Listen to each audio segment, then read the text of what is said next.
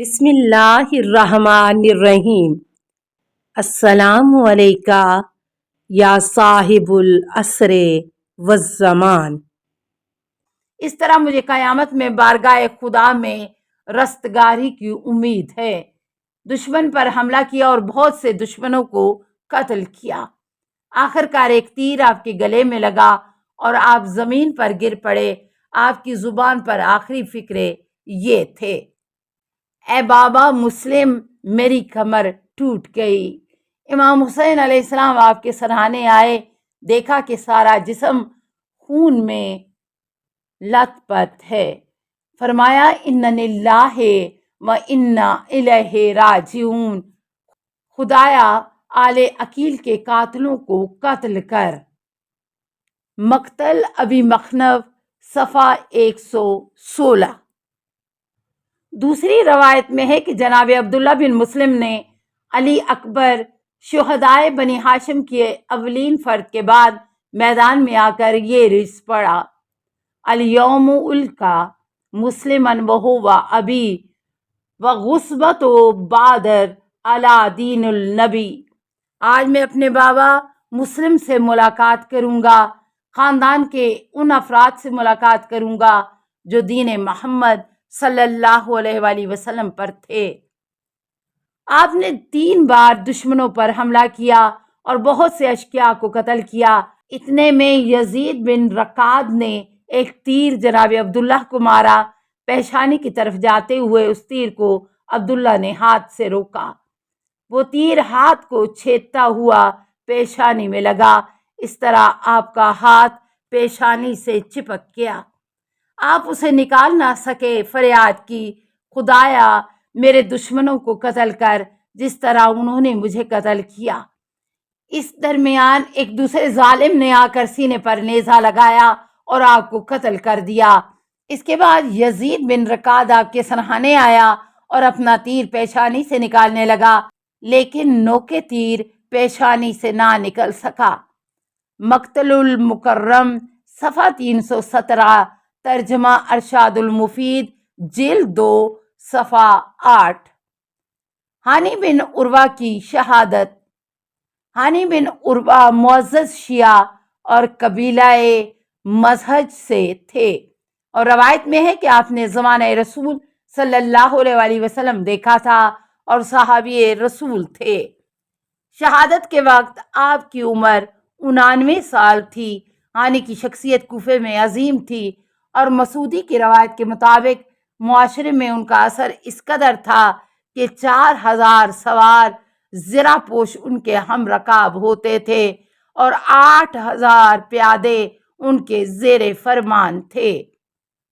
منتہی الاعمال، جلد 1، صفحہ 230۔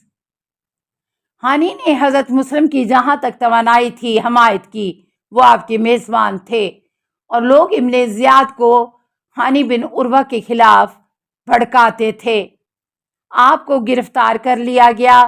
شہادت حضرت مسلم کے بعد ابن زیاد نے اپنے غلام رشید کو حکم دیا کہ ہانی کو بازار کوفہ میں قتل کر دے۔ دوسری روایت ہے کہ آپ 79 سالہ بوڑھے مجاہد کو کناسہ کوفہ لے جا کر قتل کیا گیا اور سولی پر لٹکا دیا گیا۔ مشیر الاذان بن نما، صفحہ 37۔ سید بن طاؤس کی روایت ہے کہ ابن زیاد کے حکم سے ہانی کو گھر سے باہر لایا گیا اور بار بار آواز دے رہے تھے: اے قبیلہ مزہج والو، کہاں ہو؟ مزہج والو میری مدد کرو۔ ابن زیاد کے فوجی نے کہا کہ ان کی گردن مار دے کہ یہ قتل ہونے کے لیے بہت زیادہ آمادہ ہیں۔ ہانی نے کہا: بخدا میں ایسی سخاوت نہیں کروں گا، تمہیں قتل کا موقع نہیں دوں گا۔ آخر کار ابن زیاد کے ایک ترکی غلام نے جس کا نام رشید تھا آپ کی گردن پر ضرب لگائی، لیکن وہ کارگر نہ ہوئی۔ ہانی نے فرمایا: الاللہ المعاد، اللہم الی رحمتک و رضوانک۔ خدا کی طرف بازگشت ہے، خدایا میں تیری رحمت و رضوان کی طرف آ رہا ہوں۔ غلام نے دوسری طرف سے اس مظلوم پر ضرب لگائی اور وہ اسی وقت شہید ہو گئے۔ ابن زیاد نے جناب مسلم موہانی کا سر کاٹ کر یزید کے پاس بھیج دیا اور سارا واقعہ لکھ مارا۔ یزید نے جواب میں اس کا شکریہ ادا کیا اور سختی سے تاکید کی کہ امام حسین علیہ السلام اور ان کے ساتھیوں سے مقابلہ کے لیے آمادہ ہو جائے۔ نیز یہ بھی روایت ہے کہ یزید نے حکم دیا کہ دونوں کا سر دروازہ دمشق پر لٹکا دیا جائے۔ عبداللہ بن زبیر اسدی نے جناب مسلم موہانی کے سوگ میں 4 شعر کہے۔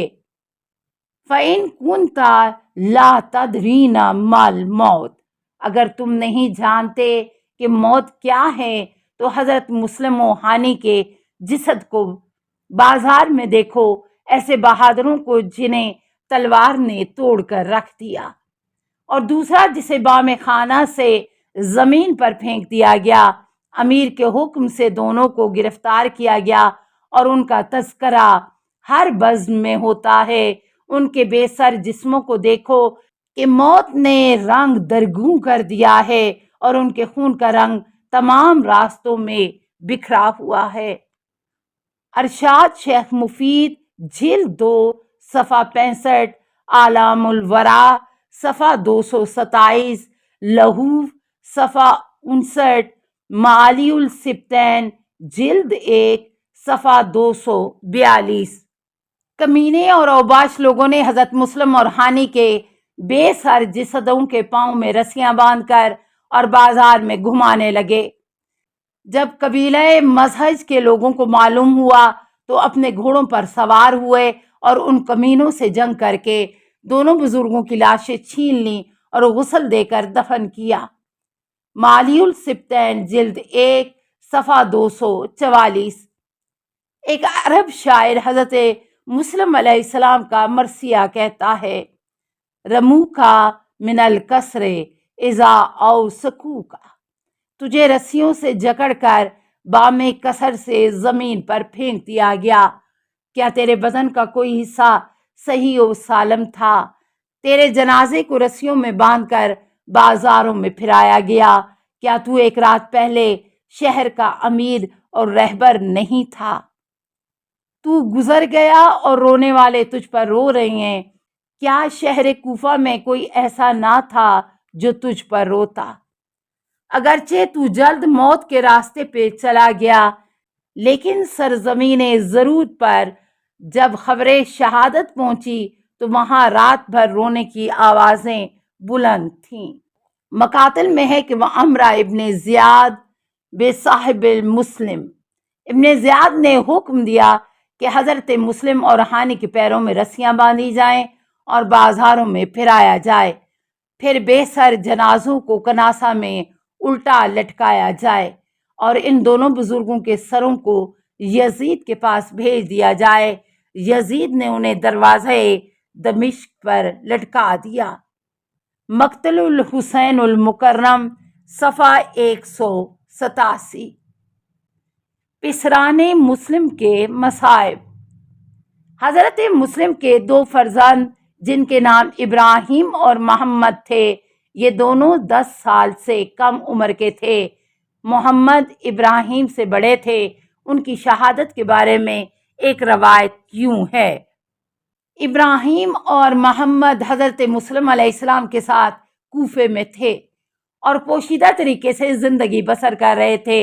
حضرت مسلم علیہ السلام نے خطرے کا احساس کر کے قاضی الشریع کو بلایا اور محمد و ابراہیم کو حوالے کر کے ان سے محبت کا برتاؤ کرنے کی سفارش کی۔ قاضی شریع نے انہیں اپنے گھر میں جگہ دی، یہاں تک کہ حضرت مسلم علیہ السلام شہید کر دیے گئے۔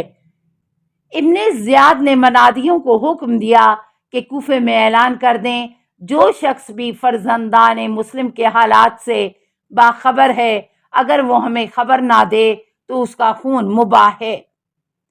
جس وقت قاضی شریع نے یہ اعلان سنا تو ان دونوں آقازادوں کے پاس آ کر رونے لگا، ان دونوں کو ٹوٹ کر پیار کیا۔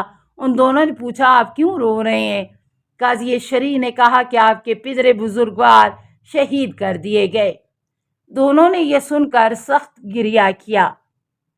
السلام علیکہ یا صاحب العصر والزمان، الامان الامان الامان من فتن الزمان، السلام علیکہ یا خلیفۃ الرحمن، السلام علیکہ یا امام الانس والجان، السلام علیکہ یا مظہر الایمان، السلام علیکہ یا شریک القرآن، السلام علیکہ یا قاطع البرہان، السلام علیکہ یا امام زماننا، ھذا اجل اللہ فرجک وسہل اللہ مخرجک وظہور کا، السلام علیکہ ورحمۃ اللہ۔